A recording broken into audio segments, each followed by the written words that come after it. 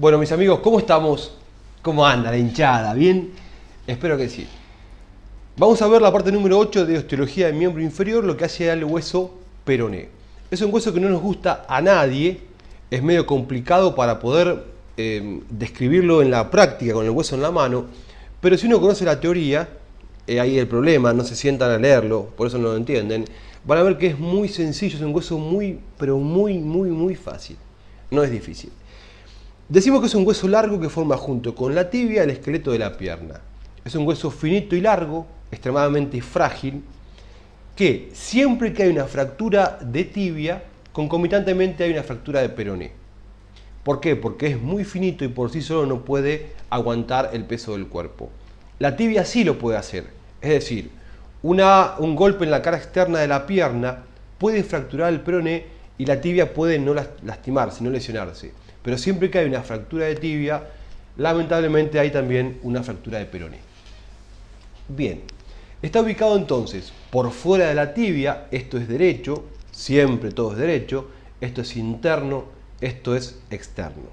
Si lo cortamos por la mitad y lo miramos desde arriba, esto es anterior, esto es posterior, esto es interno y esto es externo. Vamos a ver que el peroné está ubicado por detrás y por fuera de la tibia. Y que tiene forma de un prisma de base triangular, tiene tres caras, que son una cara interna, una cara posterior y una cara externa. Acá les hago un cuadrito donde marcamos las tres caras, la cara interna, la cara posterior y la cara externa. En la cara interna tenemos una cresta vertical en la cual se inserta la membrana interósea y va desde ahí hasta el borde posterior externo de la tibia. La cresta esta vertical divide la cara interna en una parte anterior y una parte posterior. Y acá lo tenemos. ¿Qué músculos se insertan en el cuerpo del peroné? Los músculos de la pierna. Entonces, ¿cuáles eran? Por delante teníamos tibia gorda come peras, de adentro hacia afuera. Tibial anterior, extensor propio del dedo grueso del primer dedo, extensor común de los dedos y peroneo anterior. Habíamos dicho que los de los extremos, el tibial anterior y el peroneo anterior, se insertan solamente en el hueso de ese lado. El tibial anterior en la tibia, cara anterior interna, el peroneo anterior en la cara interna del peroné por delante de la membrana interósea. Los del medio se insertan en los dos huesos, tanto el extensor propio del dedo grueso como el extensor común de los dedos.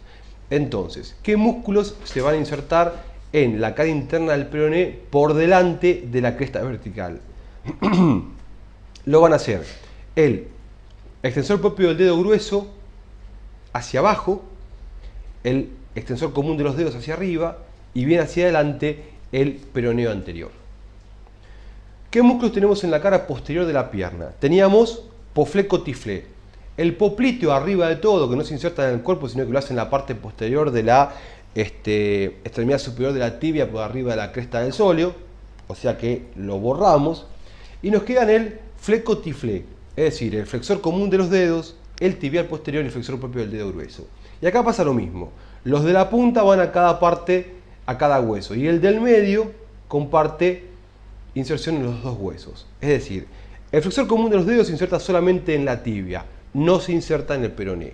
El tibial posterior se inserta tanto en la tibia como en el peroné.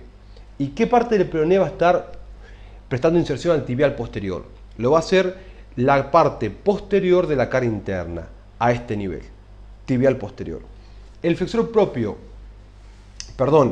el flexor propio del dedo grueso se inserta en la cara posterior del peroné, a ese nivel.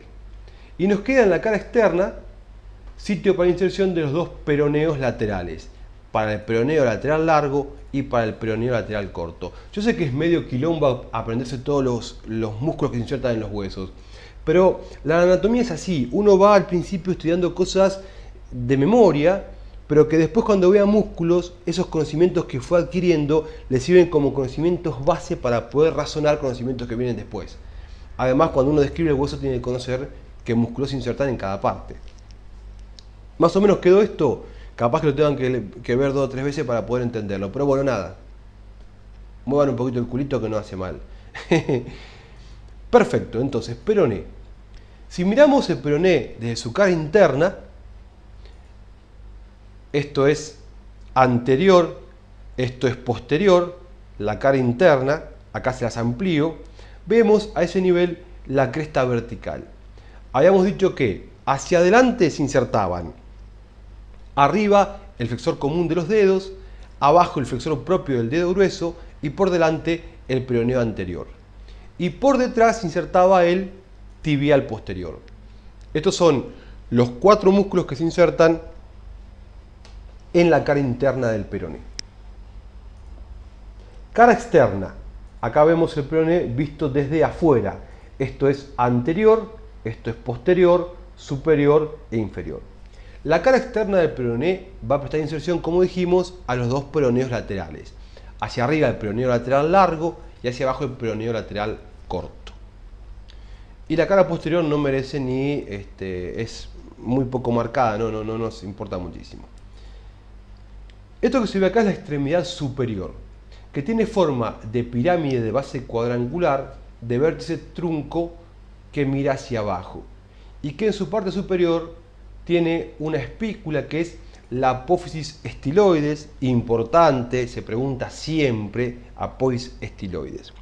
En la cabeza del peroné se van a insertar 3 músculos, que son, en la cara externa del peroneo lateral largo, en la cara posterior el sóleo y en la apófisis estiloides el bíceps.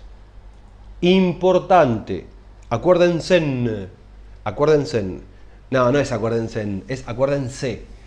Vamos a hablar bien, porque si no, tras que escriben mal, si les hablo mal, peor.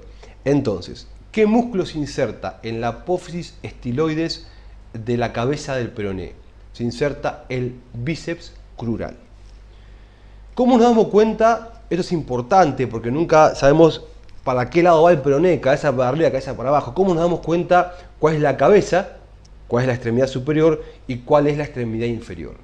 Las dos tienen forma de triángulos con el vértice truncado, pero la superior, el vértice mira hacia abajo y se continúa con el cuerpo del hueso y tiene el apéndice o apófisis estiloides. En la inferior, el vértice queda libre, como si fuese una flecha, y la base hace cuerpo con el hueso. Además, la extremidad inferior es más achatada lateralmente, es más aplaudida, más achatada lateralmente, por lo que se marca bien una cara interna y una cara externa, y se denomina maleolo peroneo. Acá la vemos.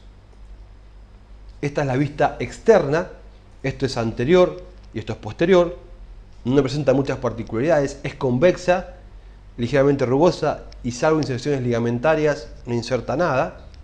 Y si lo damos vuelta, ahora esto es anterior, esto es posterior, esta es la vista interna de la extremidad inferior, vemos que en su mitad posterior presenta una depresión digital que se denomina fosita digital o fosa del ligamento peroneo astragalino posterior.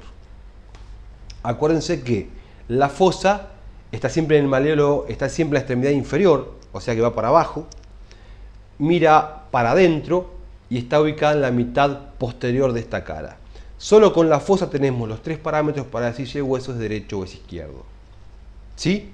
Entonces, la fosa está en la cara interna, en la extremidad inferior y en la mitad posterior de esta cara interna de la extremidad inferior.